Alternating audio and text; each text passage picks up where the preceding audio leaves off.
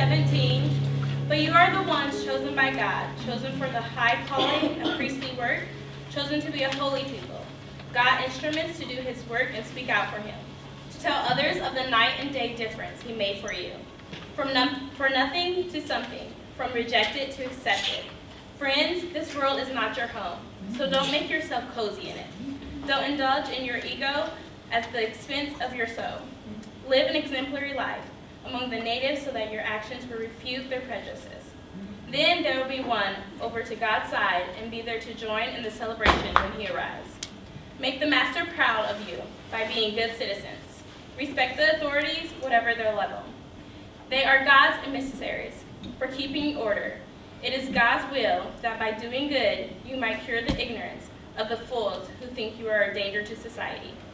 Exercise your freedom by serving God, not by breaking the rules. Treat everyone you meet with dignity. Love your spiritual family, revere God, respect the government.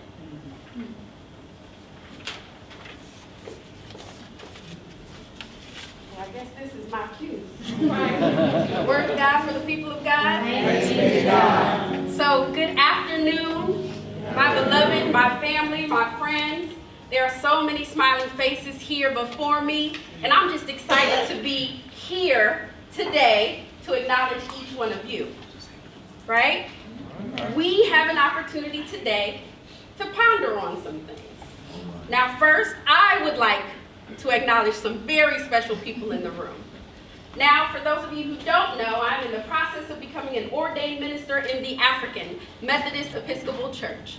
We have the distinct pleasure of having the elected 135th consecrated bishop of the African Methodist Episcopal Church, Bishop E. Ann Henning Byfield.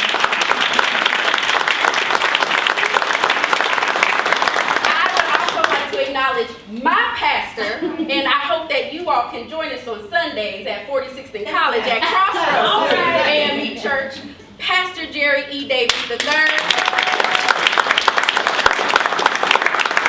Now, this is a little early, out of order greeting, but I'd also like to acknowledge one of my sorors who is in the room, a member of Zeta Phi Beta Sorority Incorporated. Thank you, Alicia, for coming today. So as I said, I'm excited to share this word with you because the Lord gave it to me and said I needed to stand up here to declare to you boldly and to also ask you, who do you think you are? Now, when Rev Ari asked me to speak this month, she said you either have the 14th or the 28th. So I made the bold decision to choose the 14th. But I also paused, caught my breath and said, wow, today would be the day that we are commemorating Dr. Martin Luther King Jr. But no pressure, right? I'm amongst friends, I'm amongst family. That's right. Now, I had a hard time, admittedly, I wrestled with the text that I was going to select for today, okay? Now, it wasn't until a very dear friend of mine laughed at me when I shared my assignment. He said, the MLK service, sis? Who do you think you are? Come on. So for the time that I'm before you today, we are going to spend some time in meditation and understand exactly who do you think you are. If we can, for a moment, gather our thoughts and let's go to God in prayer. Father God, I thank you for this opportunity to stand behind this sacred throne, to be in this sacred space amongst friends and family. God, I ask that you help us to be mindful of who we are in you, but also, God, who you have called us to be. I am most thankful for this new year, this new semester, this new day, but most importantly, God, the new work ahead. So let the words of my mouth and the meditation of my heart be acceptable to thy sight, my Lord, my strength, and my Redeemer. Amen. Amen. So does anybody know what the two most powerful words are in the English language? I am. It is declarative. It is clear. It is simple. I am.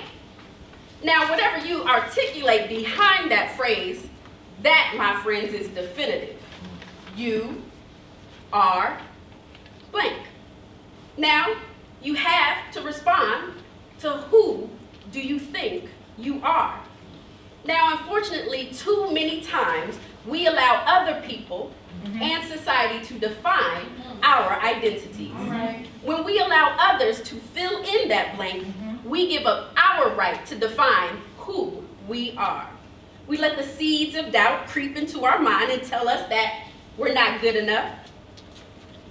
We're not yet qualified. We are ill-equipped. Now, believe it or not, this happens to be the majority of my conversations in my one-on-one appointments in my office. Yes, my job is to help students understand and really define their career paths. But one underlying theme that is very personal for me is helping students truly realize who they are and what they are capable of. Now, I read a story recalling a memory of Dr. King when he was younger. He was riding with his father, and Mr. King drove through a stop sign. Now, when the police anteed up, they got up on him, and he came over to the car and he said, "All right, boy, show me your license."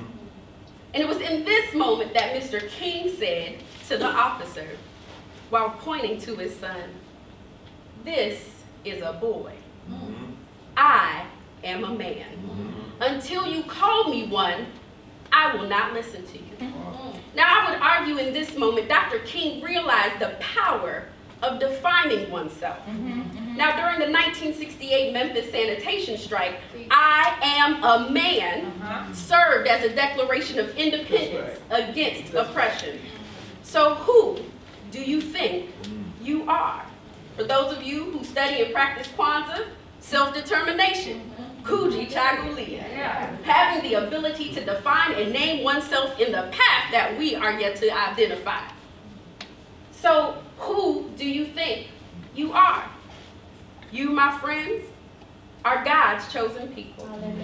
So in verses 9 and 10 it says, "But you are the ones chosen by God, chosen for the high calling of priestly work, chosen to be a holy people, God's instruments to do his work and speak out for him, to tell others of the night and day difference he made for you. From nothing to something, partially a jubilant, but from rejected to accepted." Again, God reminded me of who I am while going over this text. So my pastor's lovely wife, First Lady Kiana Davis, decided to gather a group of women before the new year. Now, she facilitated a visioning exercise so that we could identify who we are going to be this year.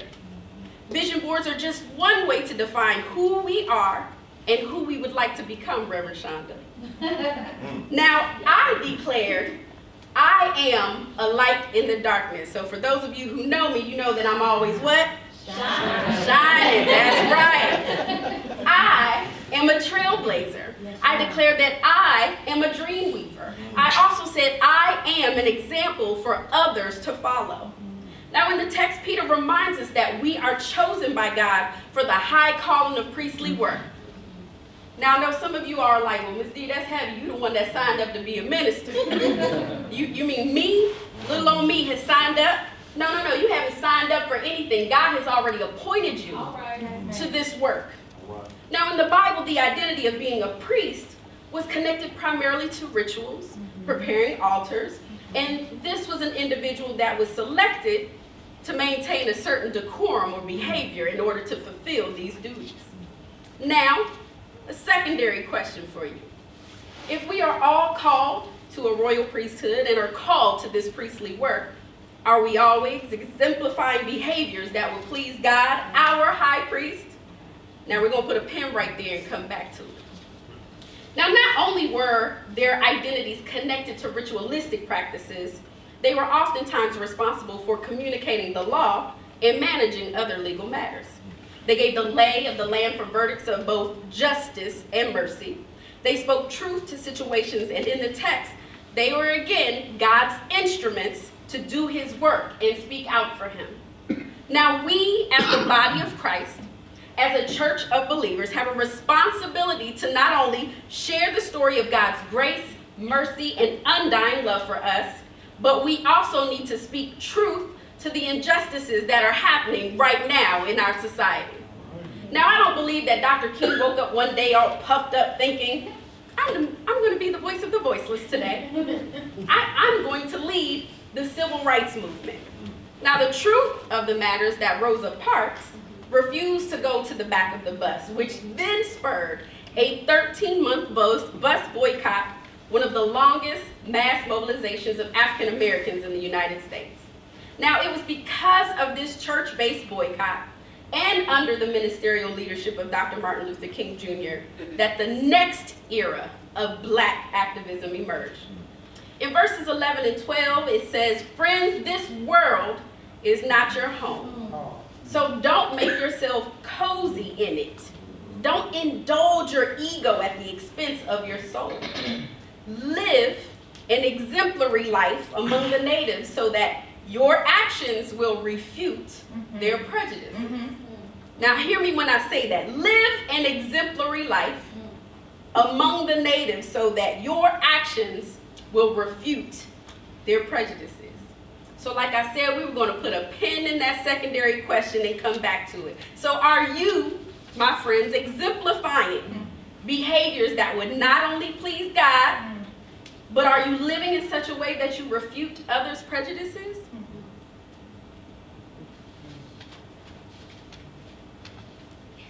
Perhaps a certain administration has shared who they think you are and how you should be treated. I mean, African American youth, they don't have any spirit. There's killings every hour in Baltimore, in Chicago, and perhaps Indianapolis. Mexicans are criminals, they're rapists. Mexico is not our friend. Muslims should not be allowed to enter our country because they are all terrorists. Or perhaps a key solution to black-on-black crime is to support stop and frisk policies. Now, we've identified all of these certain identities, but even within his own identity, a certain administration talks poorly about his own Republican Party. I said it. So, who do you think you are? You and your peers are not defined by these sentiments and divisive rhetoric.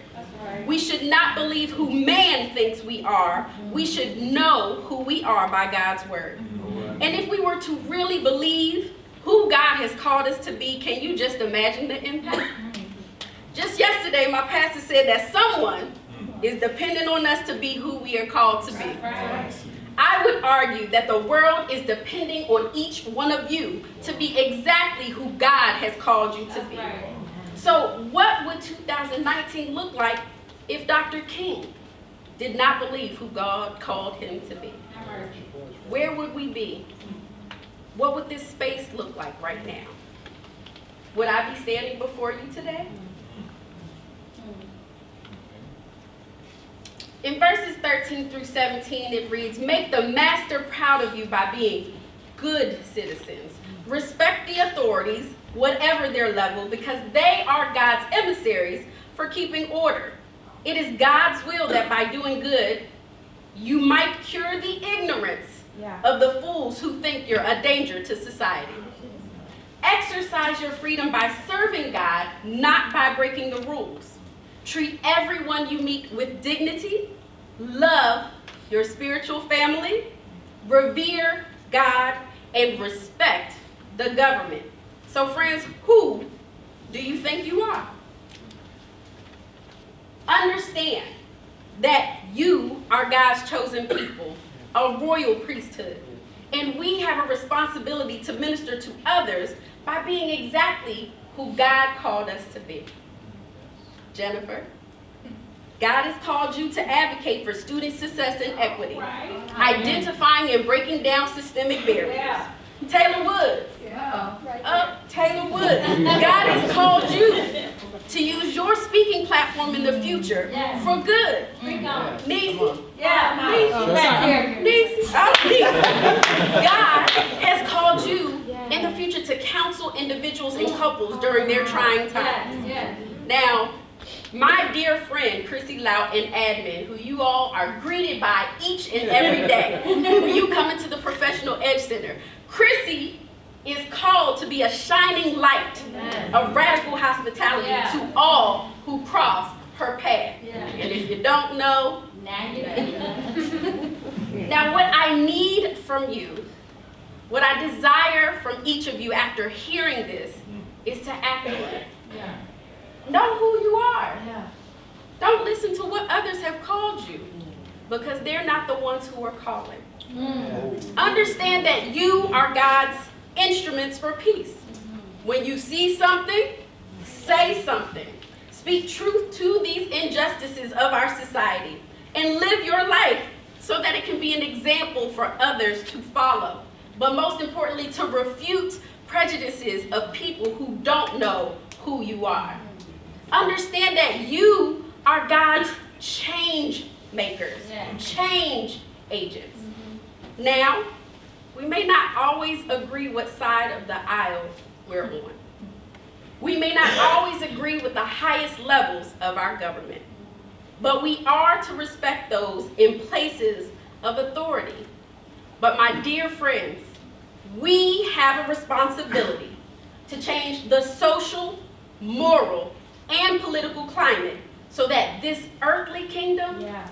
resembles the kingdom of God. So, my friends and my family, one of the things that I have to often struggle with is imposter syndrome. Yeah. Right? Questioning all the time. God, me? You sure? You sure about this? But every day he surprises me. Every day he shows up in ways that I would have never imagined. Bring this little girl from the DC area all the way out to Indianapolis for a boy and a prayer. Tell the truth, shame the devil. But it's the prayer that sustains me. It is the community of believers that I connect with. Yeah. It is each and every single one of you that keeps me in the space that God has called me to be. So one of the lyrics from this song called Pressure by Jonathan McReynolds simply says, help me be me and only see you. Let me decrease and glorify you. Relieve me of all of the pressure. I understand that this is a very trying time. Not only for what type of external influences are out there, but also sometimes our own internal influences. But understand, the one who lives within us, the one who has called us to greater things, the one who is taking us to higher heights, has called each and every one of you to a thing. To a thing. Not only to proclaim the good news, but also to talk about how you're going to show up in places. So we have to be in the space to understand who God has called us to be.